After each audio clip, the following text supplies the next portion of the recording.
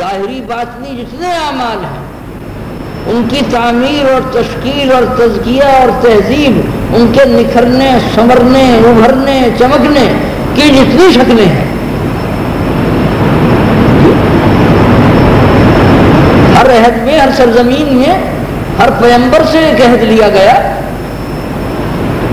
ہر عہد بعہد، زمانہ بزمانہ، نسل در نسل، مملکت در مملکت، معاشرہ در معاشرہ، تہذیب در تہذیب، قوم در قوم ایک کام چلا ہے۔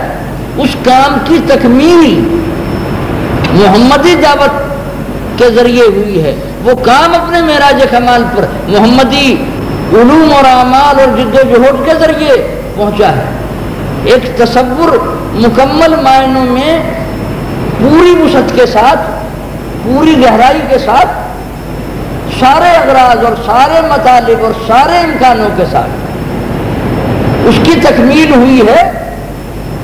صرف وہ خواب اور خیال اور تصور اور عقیدہ اور جد و جہد نہیں رہی ہے، جد و جہد کی مکمل کامرانی ہے، جد و جہد کا پورا نفاذ ہے۔ اپنے نمو کی آخری حد دین کے اندر کی ایک ایک بات کو ایک ایک ڈال سمجھے، ایک ایک ڈال پاس نے اپنے نمو کی آخری حد ان کی کوشش کے نتائج سے دیکھی ہے۔ خواب حقیقت بن گئے ہیں۔ اب کوئی نہیں کہنے والا ہے کہ کوئی نہیں اب ایسا جہان میں غالب جو جاگنے کو ملا دے گیا کے خواب کے ساتھ۔ جن سچائیوں کے ٹھوس اور مجسم ہونے کے خواب نسل انسانی نے جناب محمد رسول اللہ صلی اللہ علیہ وسلم سے پہلے صدیوں دیکھے، اور وہ خواب حقیقت نہیں بن سکے۔ وہ خواب ایک معاشرہ بن گئے، وہ خواب ایک تہذیب بن گئے، وہ خواب ایک مملکت بن گئے، وہ خواب ایک باطنی نظام کے ارتقاء کی بھی ساری مانوی اور ظاہری شکلیں ان کو حاصل ہو گئیں۔ اور یہ سیاسی نظام اور سماجی نظام اور معاشی نظام اور تعلیمی نظام، یہ تو روحانی اور اخلاقی نظام کا تابع ہے۔ یہ مطبوع ہوگا تو تابع چیز تو خود بخود ہی ہوگی۔ یہ منصب روز ازل سے صرف حضور صلی اللہ علیہ وسلم کے لیے مقدر تھا۔ اس لیے حضرت ارباز بن ساریہ رضی اللہ تعالیٰ عنہ سے روایت ہے، اور یہ حدیث شریف کی 3 کتابوں میں ایک صحیح حدیث ہے کہ بے شک حضور صلی اللہ علیہ وسلم نے فرمایا کہ بے شک میں حق تعالیٰ کے نزدیک خاتم النبیین ہو چکا تھا جب ابھی سیدنا آدم علیہ السلام مٹی اور پانی کے درمیان سے بھی اپنے خمیر میں بھی نہیں پڑے تھے۔ تکمیل دین کی تشریح ایک حدیث شریف میں بڑی بلیغ تمثیل کے دین مکمل ہو گیا، نعمت تمام ہو گئی۔ دین اسلام کو حق تعالیٰ نے اہل اسلام کے لیے محبوب ترین اور منتخب ترین دین کی حیثیت میں پیش کیا۔ حضور صلی اللہ علیہ وسلم فرماتے ہیں ایک بلیغ تمثیل کہ میری اور دوسرے انبیاء کی ایسی مثال ہے، مجھ سے پہلے کے نبیوں کی اور میری مثال، کہ جس طرح ایک شخص نے عمارت بنائی، لوگ عمارت کے اندر جاتے ہیں اور حیران ہوتے ہیں عمارت کو دیکھ کے، اس عمارت میں ایک اینٹ کی جگہ خالی پاتے ہیں۔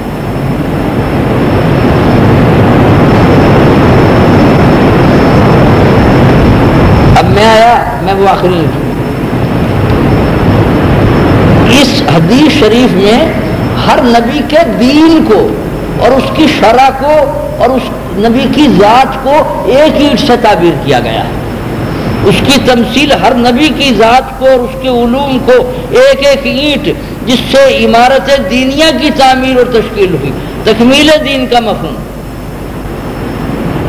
نبی صلی اللہ علیہ وسلم کے وجود اقدس وہ جو آخری اینٹ ہے، ورنہ نامکمل عمارت، دین کی عمارت ہر عہد میں اور ہر سرزمین کی حدود میں ایک ایک اینٹ لگی، ایک ایک نبوت ایک ایک اینٹ ہے، لیکن عمارت کی تکمیل آخری اینٹ کے بغیر ممکن نہیں۔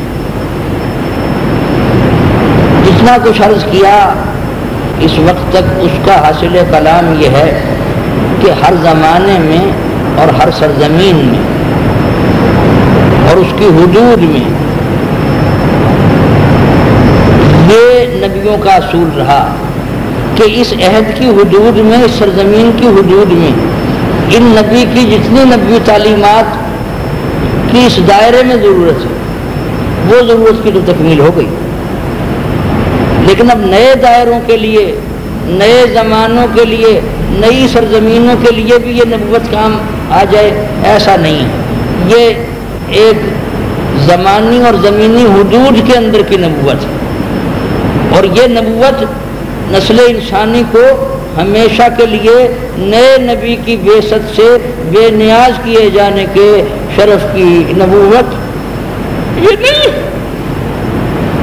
یہ تو اس لیے آئے ہیں کہ انہیں جانا ہے، جس آنے والے نے جانے کے لیے نہیں آنا ہے، آئے چلے جانے کے لیے آنا ہے، وہ تو آخر ہی آئیں گے، ان کے آنے سے حالت انتظار ختم ہوگی۔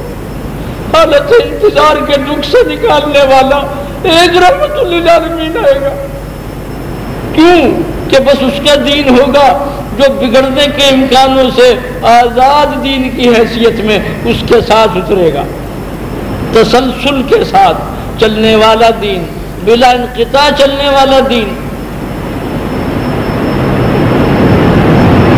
تسلسل کے ختم ہوئے، تسلسل ختم ہو جائے یہ بات ختم کر دی جائے گی جس کے دین کے ساتھ، خاتم النبیین کے دین کے ساتھ یہ بات ختم ہو جائے گی کہ تسلسل ختم ہو جائے۔ ایک مستقل نمونہ عمل ظاہری باطنی اعمال میں کسی انسان کو اپنے انسانی وجود اور ہستی اور شخصیت کی تکمیل کے لیے ظاہری باطنی اعمال میں جو راہیں درکار ہیں ہر راہ وہ کھلی ہوئی پائے گا۔